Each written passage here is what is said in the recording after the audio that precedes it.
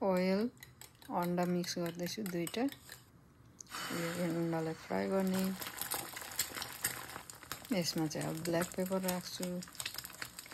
यो नुन सल्ट यसलाई चाहिँ अब यसरी पल्टाउने रोल बनाउने अलि डिफ्रेन्ट टाइपको गरेको मैले यो अन्डा पाकिसक्यो अब यसलाई चाहिँ म काट्छु चप गर्ने यसरी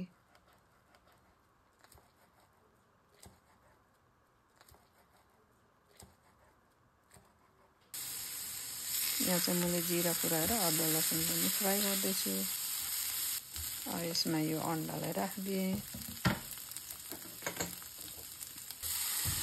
अब यो चाहिँ रामेन बोइल गरेको हो रामेन प्रन अनि मिक्स भेजिटेबल यसमा चाहिँ मैले सोया सस